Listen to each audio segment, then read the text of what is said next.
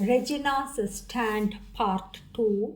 The second trap when the system became the predator. Scene 1, the police station, a woman walking into a wall of judgment, and it is a journal entry by Regina narrating what really happened to her. She wrote a journal about how she was humiliated and betrayed by the police in the court, how justice denied and made her a loser, though she is innocent and she is a victim. Regina reached the police station trembling, clutching her complaint letter like it was a last hope. Her whole body had collapsed. Shibu had violated her trust, safety, dignity, and now she was ready to seek justice. She imagined policemen would protect her. Instead, she walked into another nightmare. The duty officer skimmed a written complaint, eyebrows raising in amusement. Her neighbor did this, and you didn't shout and didn't resist, and you were, what were you doing? She stood silent, holding her tears.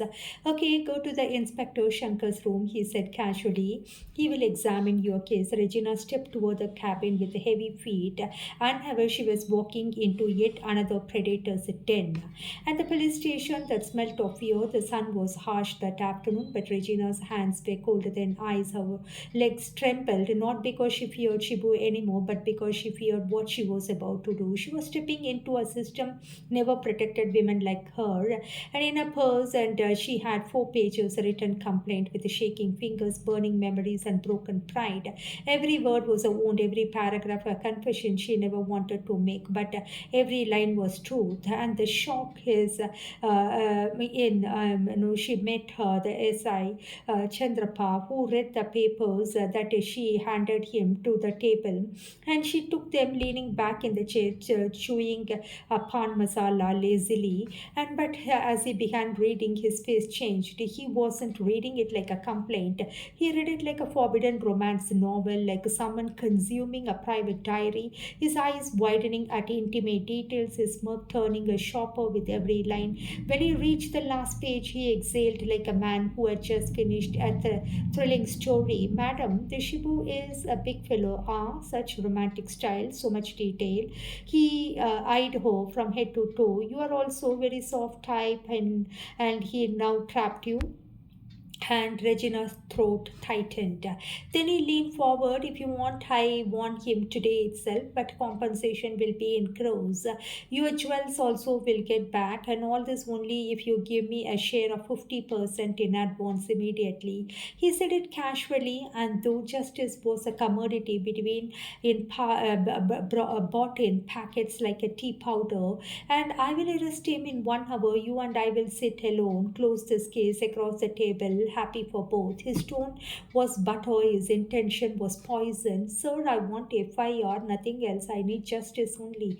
The smile on his face cracked into irritation. FIR, you know the consequences or not? He called out loudly. The writer, come here, explain to this lady what FIR means. 4 men came in the room, a writer, Manjunath, the constable, station runner, and another officer. They surrounded her like she was a criminal. Madam, FIR means court.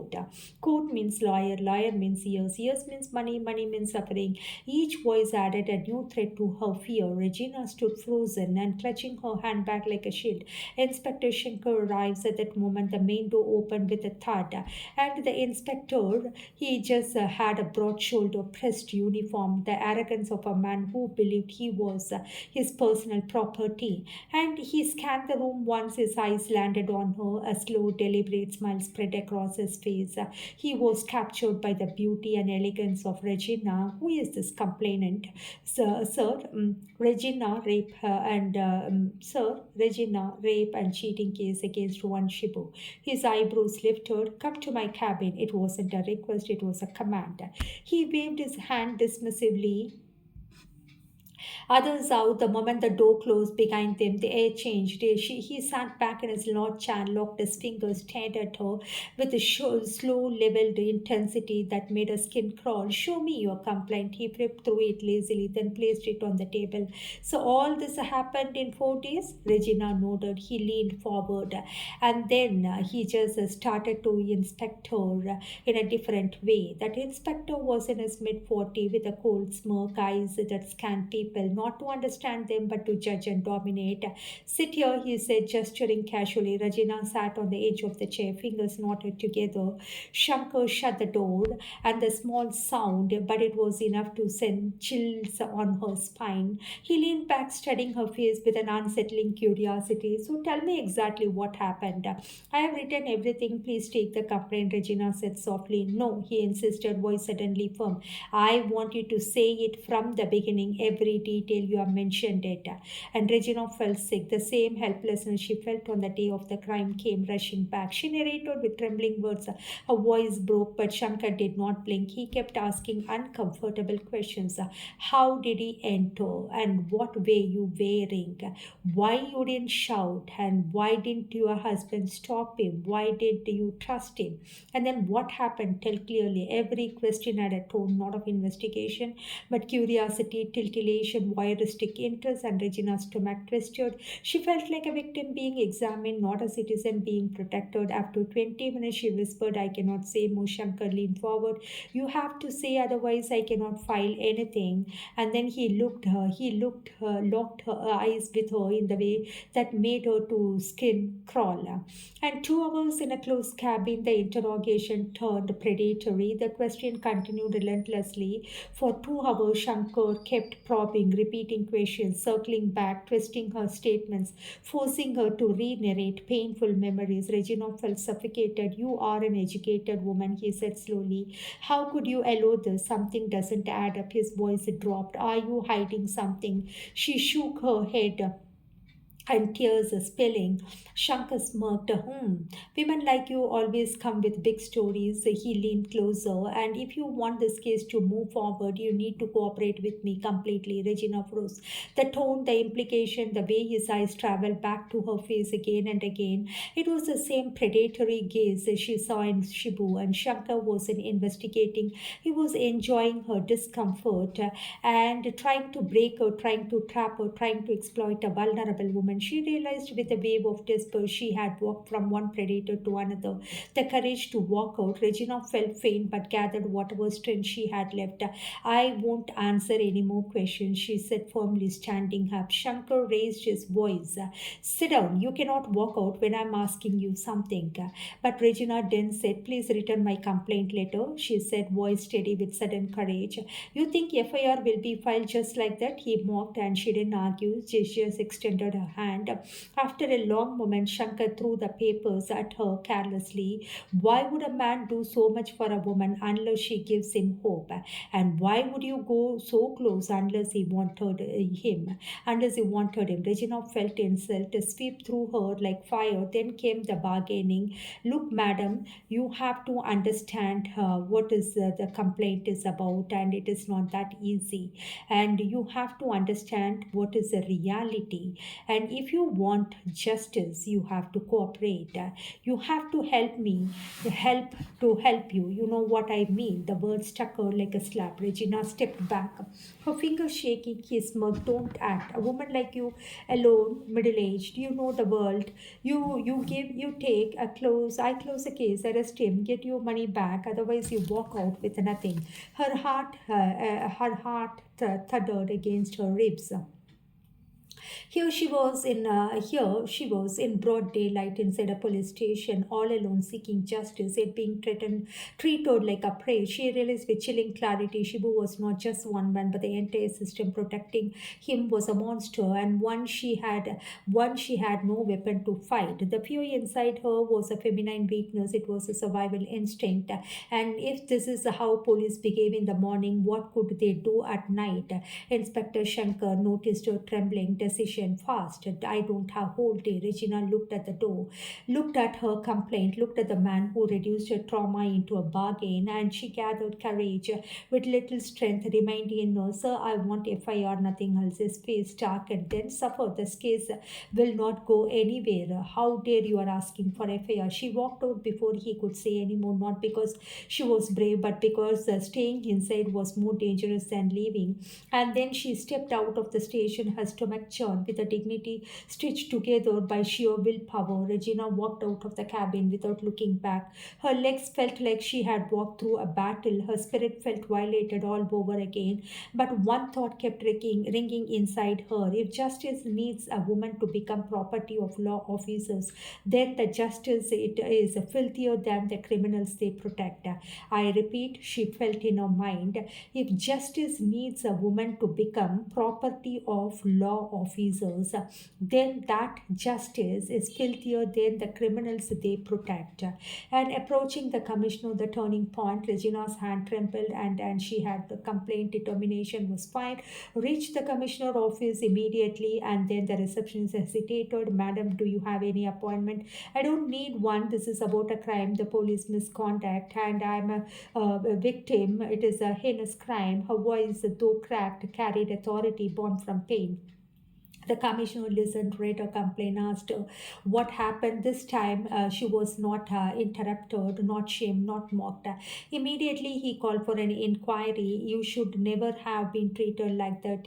He said firmly, the complaint deserves an FIR. Regina broke down, but not in fear, in relief that someone finally saw her as a human being. Within 24 hours, FIR register case was officially taken over. Inspector Shankar was asked for explanation. A woman's officer was assigned to her, and Regina walked out of the commissioner's office with steps still shaky but a heart slightly lighter. And she had fought two predators already. She bore the system through Shankar, and she would continue fighting until her story became a warning for every woman who believed she was alone. The next chapter, the storm in the neighborhood. Regina had already survived betrayal, police questioning, and emotional wreckage caused by Shibu, and she never expected the next battle would be inside her own street. Among people who had once smiled at her every morning, the whisper begins. It started quietly like smoke under a closed door. Nisha, who lived two houses away from the fancied herself the moral guardian of the colony, had been repeatedly visited by Shibu's cousin. He fed her twisted versions of the story, painting Regina as a woman who had trapped and ruined Shibu.